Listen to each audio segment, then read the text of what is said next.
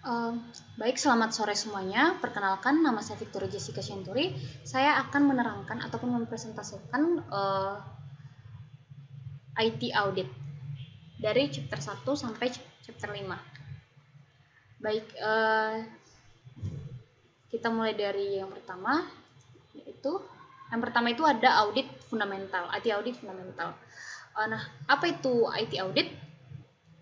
IT audit adalah sebuah evaluasi terhadap kontrol dalam sistem informasi atau infrastruktur teknologi informasi. Jadi IT audit ini sama juga dengan audit keuangan, terus audit operasional ataupun audit mutu.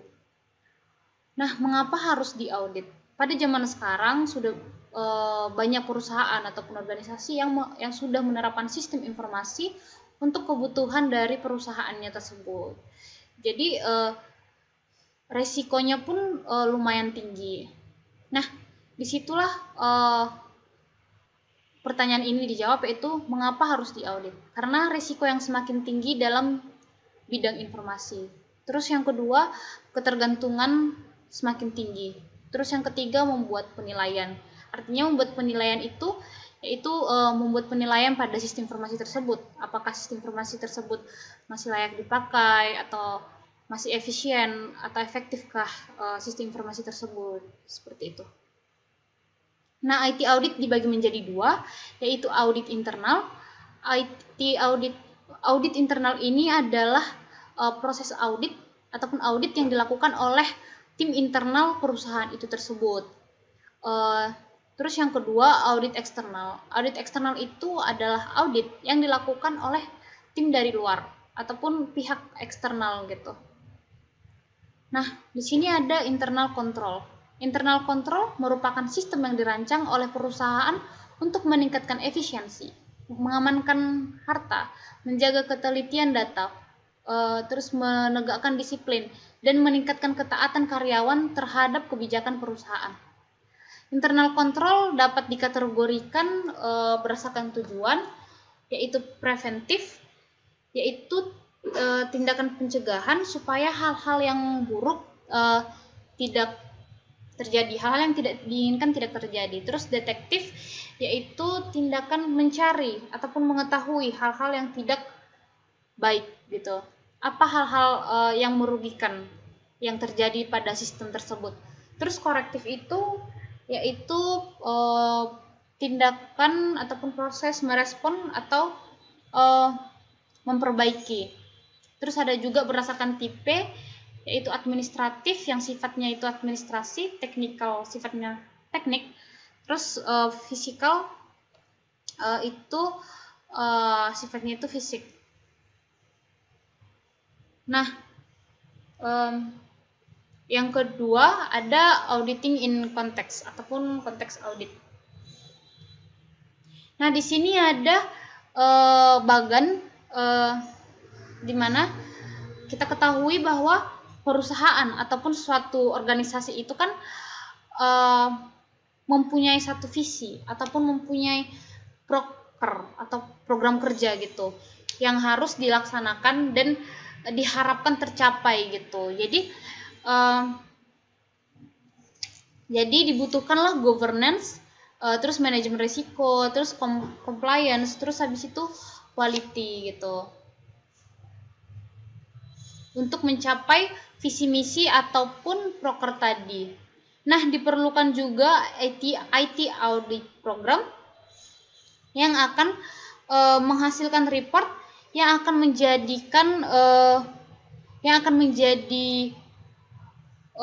masukan pada IT audit program ataupun kepada governance, risk atau compliance atau quality tadi. Nah, IT governance. IT governance ini adalah penerapan kebijakan TI di dalam organisasi agar pemakaian TI diarahkan sesuai dengan tujuan. Nah, di sini ada gambar yang menggambarkan tentang scope dari IT governance itu sendiri.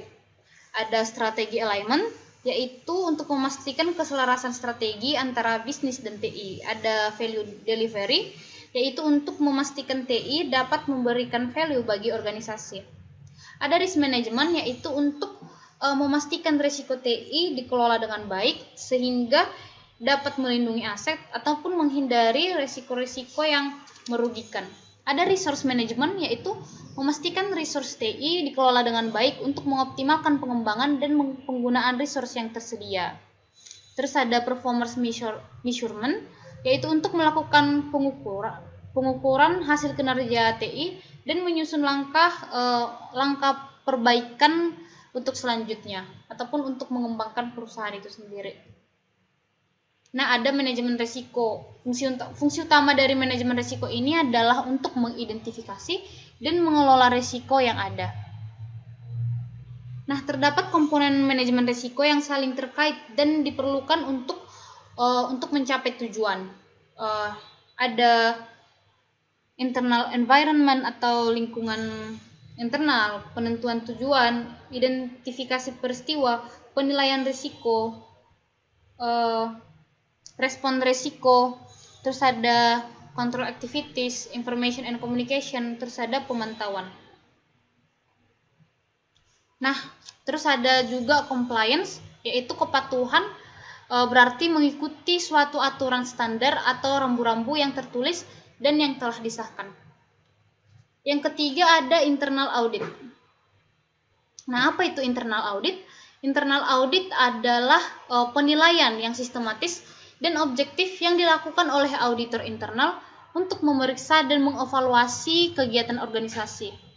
Tujuan audit internal itu adalah mampu menjadi pendukung sebuah organisasi, mendisiplinkan, mengevaluasi, meningkatkan efektivitas, serta pengendalian dan tata kelola tertentu.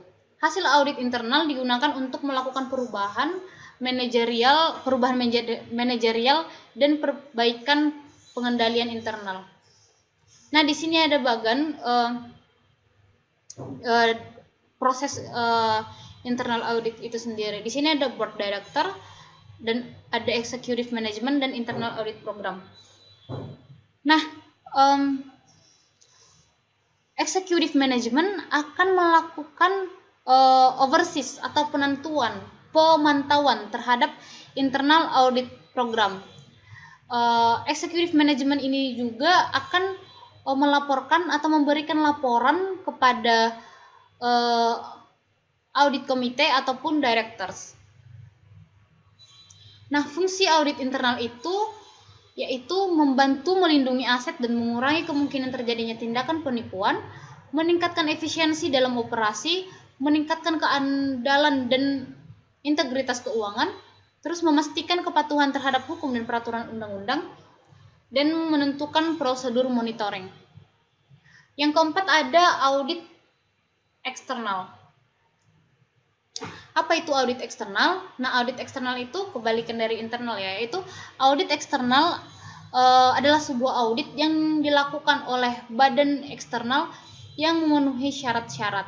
Badan ini pastinya sudah certificated atau tersertifikasi ataupun sudah terjamin keamanannya atau kualitasnya.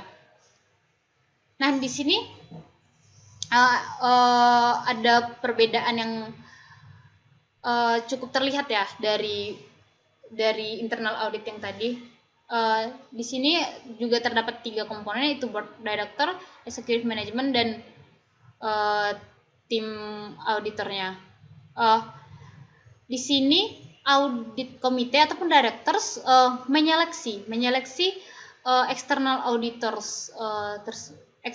auditors mereka. Lalu executive management itu menyeleksi quality auditor ataupun certification auditor. Dan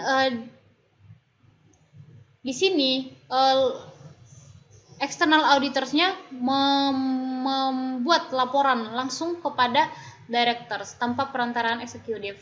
Berbeda tadi dengan internal audit tadi. Nah, fungsi audit eksternal. Audit eksternal memiliki fungsi pengawasan terhadap pelaksanaan kegiatan operasional dan bisnis dari suatu perusahaan, selain sistem pengawasan yang dilakukan oleh audit internal. Selanjutnya ada tipe audit. Nah, audit TI memiliki peran dalam financial auditing, operational auditing, terus compliance auditing, dan certification auditing. Financial auditing itu yaitu memberikan pendapat apakah laporan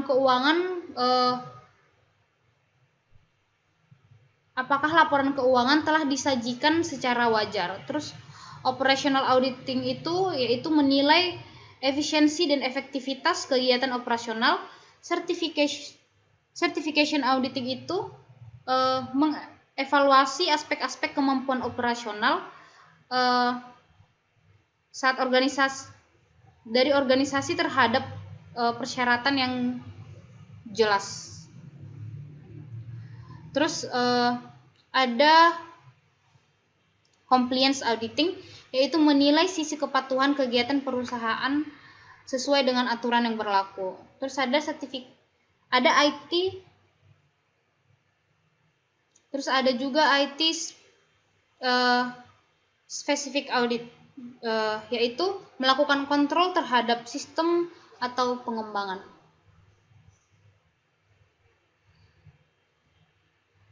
Nah, di sini terdapat sebuah contoh kasus di mana untuk audit sistem informasi manajemen rumah sakit pada Rumah Sakit Umum Daerah Kota Tasikmalaya. Yang diaudit di sini adalah sistem informasi manajemen rumah sakit RSUD Kota Tasikmalaya yang sudah beroperasi sejak tahun 2008. Nah, masalah yang ada di sini yaitu sistem informasi ini masih banyak masalah ataupun telah terjadi masalah sehingga menghambat kinerja dari pegawai yang ada di rumah sakit tersebut. Sistem informasi ini sudah tidak efektif lagi gitu digunakan. Nah, pada penelitian ini terdapat prosedur dan alat bantu yang digunakan sebagai acuan dalam melakukan penelitian.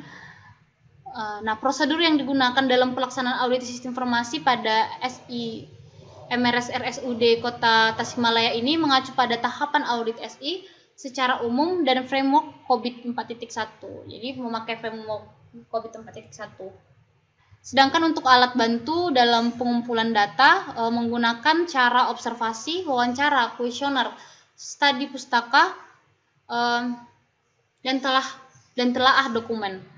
Alat bantu lainnya pada penelitian ini adalah model BSC atau Balance Scorecard yang digunakan dalam penentuan ruang lingkup penelitian. Jadi hasil penelitian ini juga diketahui beberapa proses TI COVID 4.1 yang menjadi cakupan audit. Ada 4, ada PO8, ada AI4, dan sebagainya. Nah, tingkat kematangan SI/MRS yang ingin dicapai oleh RSUD ini secara umum yaitu berada pada level 4, Manage and Measurable. Untuk mencapai pada tingkat kematangan yang diharapkan, maka diperlukan suatu strategi perbaikan pada masing-masing atribut kematangan secara bertahap, di mana atribut yang berada pada level paling rendah merupakan prioritas untuk dilakukan peningkatan terlebih dahulu hingga seluruh atribut berada pada level yang diharapkan. Baik, sekian dari saya. Jika ada kesalahan kata, saya mohon maaf. Akhir kata saya ucapkan terima kasih.